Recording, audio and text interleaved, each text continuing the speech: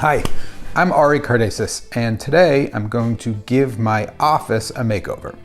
It's always been a good place to work, but as the nature of my work has changed, so have my needs for using the space and organizing the stuff. So I'm going to make the transformation from disheveled stress dungeon into an organized, mindful place of focus. There's going to be immersive light pods, custom tool holders, drawers, shelves, and loads of OCD ASMR.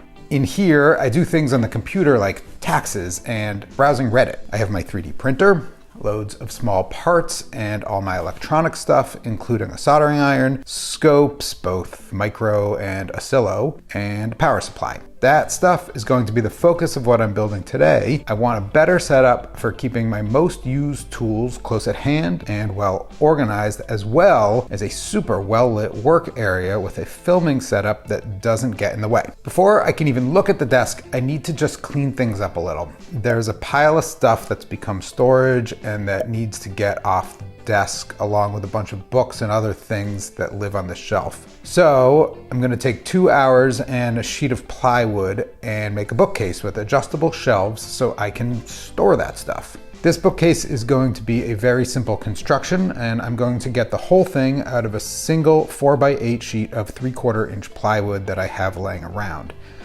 Dealing with big sheets like this is a pain when you're lonely and friendless like I am, but having a bench about 6 feet behind my table saw helps a lot.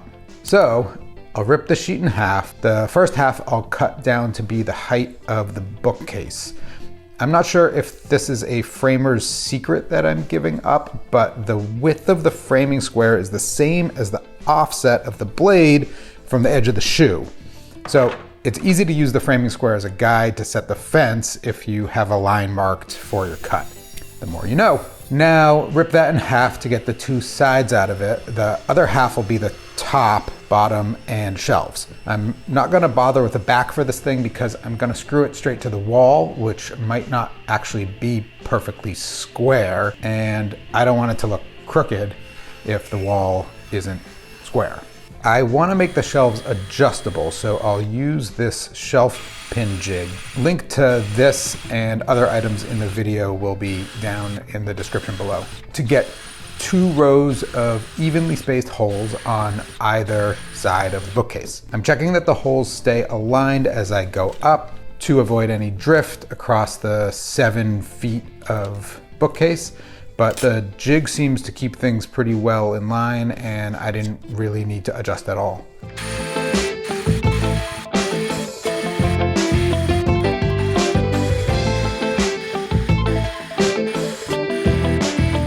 Then I'll cut 6 movable shelves, and with what remains, the top, bottom, and 2 kicks to support the bottom a few inches up off of the ground.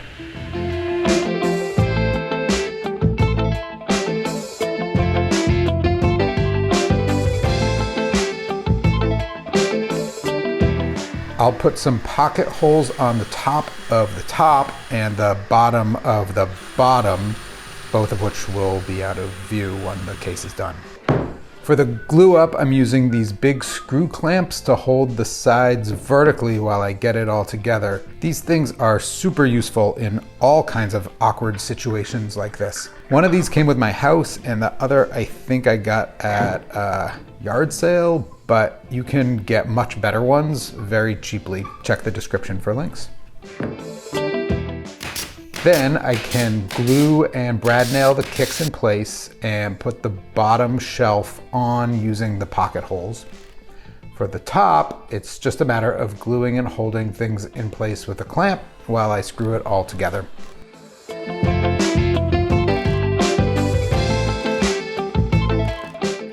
Checking for square isn't that important here since there's no back and it has some flex for when I put it in place, but I just want to verify that it's in the ballpark.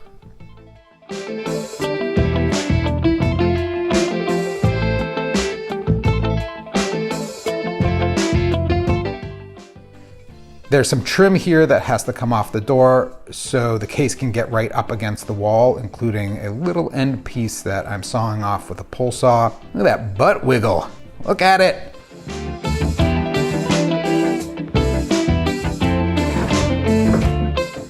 and then I'll screw it directly to the wall and start loading it up. First, math and science, then computer programming, engineering, woodworking, crafts, ascending the ladder of knowledge, and a bunch of assorted parts, 3D printing, filament, camera stuff. That's all pretty light up at the top.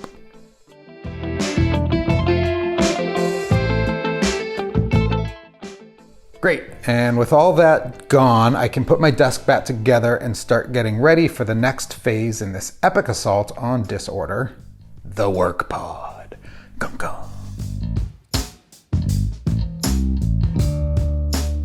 I thought through a lot of solutions for how I want to structure the desk space. The desk is a giant U shape of about 35 square feet, which is a lot, and I've learned that as appealing as it is, wide open space isn't super useful unless you're actually dealing with really large things, which I'm not in this space.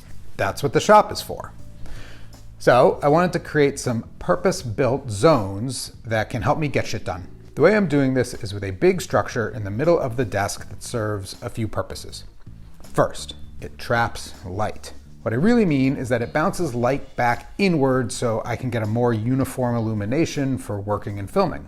Setting up lights for filming is really annoying, especially when you're at a desk and it's hard to get the light in with your hands, your body, and your head all up in the way of the thing you're working on.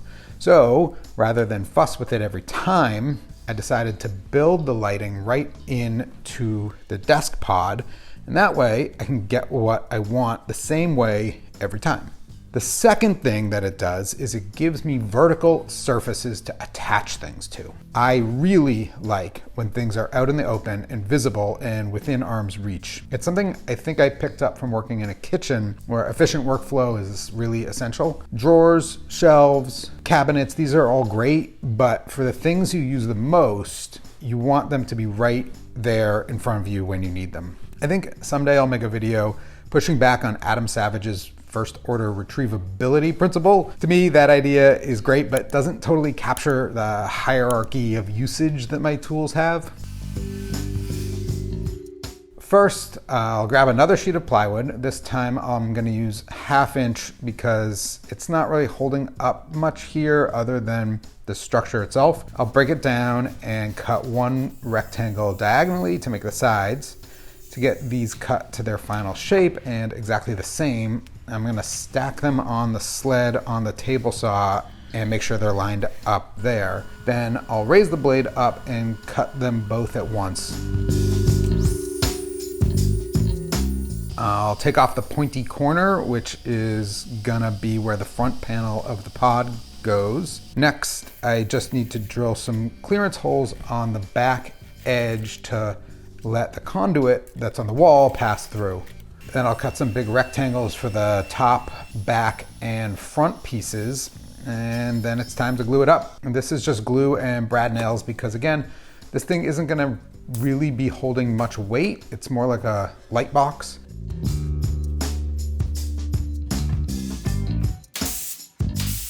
The other component is a shelf that sits directly on the desk inside the pod.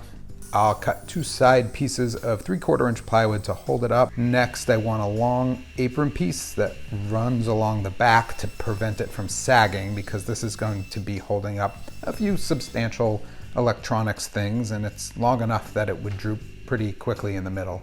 Then I'll cut the shelf itself down to length, glue them all up with brad nails. I find that the glue and brad nails construction works well for things that aren't taking much dynamic load. So this shelf is basically just sitting here. No one's sitting on it or moving it around or putting heavy things onto it and off of it. So the glue will really hold it in place for the foreseeable future. And let's be real, this is not an heirloom item. Cool. Those are built, so now I'm going to paint them using the lightest color paint that I could find in my basement because I want this thing to reflect as much light as possible. Painting is boring. This is the desk after I moved all the stuff onto the bookcase, which feels crazy to me, but it's all gotta go, so let's get rid of it.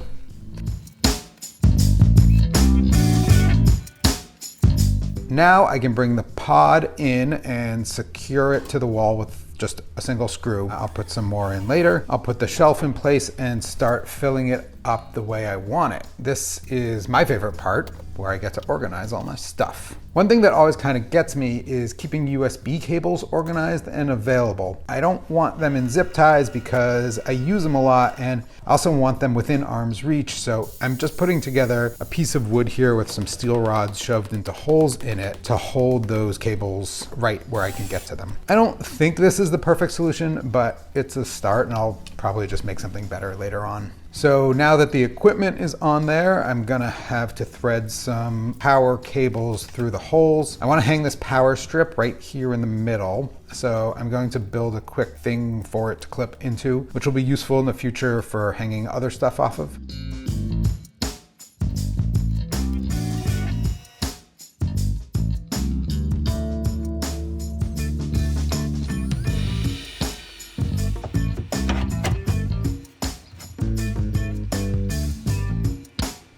Finally, I want to get some lights inside of this thing. I'll start by just borrowing some from the shop. I'll attach them with some Velcro tape, which is great for this sort of thing where you want to be able to remove it later on. I'll put a link in the description to the roll that I'm using.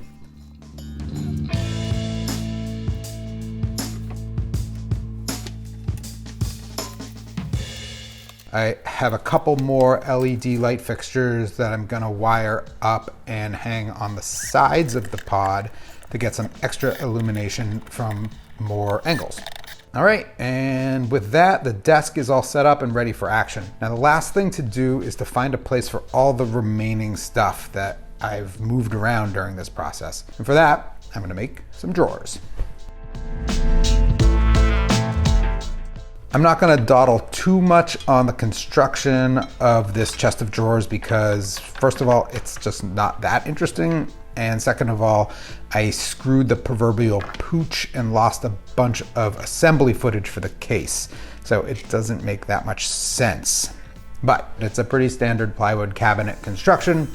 There's a top with some rabbets, two sides with some dados for the horizontal dividers, and a vertical divider to break the upper drawers into more manageable widths.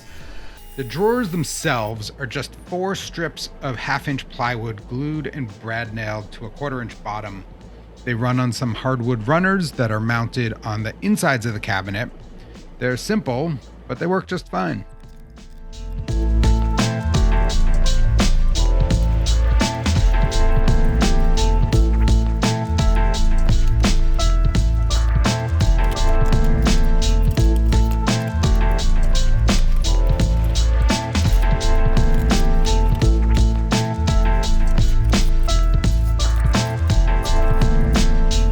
I chose the drawer width to fit these Gridfinity bins, which I'll also put a link to below. This is not something to buy, this is something to learn about.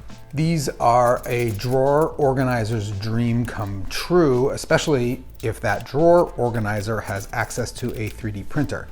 There's a shockingly robust community of nerds designing and sharing these holders that are perfect for just about anything you can think of. God bless those nerds. Most of what I'm putting in here is hardware like nuts and bolts, electronic components like sensors, microcontrollers, confabulators, and tools that I don't use that often like a hot glue gun and all the other stuff I don't have the moral fortitude to just chuck into the landfill. So with the drawers all packed up, I can put some of the finishing touches on. I'm 3D printing a few of these tool holders that I designed to get some of my most used tools right in front of me where I want them. And with that, this desk is ready for action. I'm really psyched with the way this turned out, and I can't wait to build some more projects for the channel. In the next week or so, I'll be releasing the last part of the router lift series that I've been working on. And spoiler alert, I am gonna put a motor on that thing. So subscribe and hit the bell. Thanks for watching.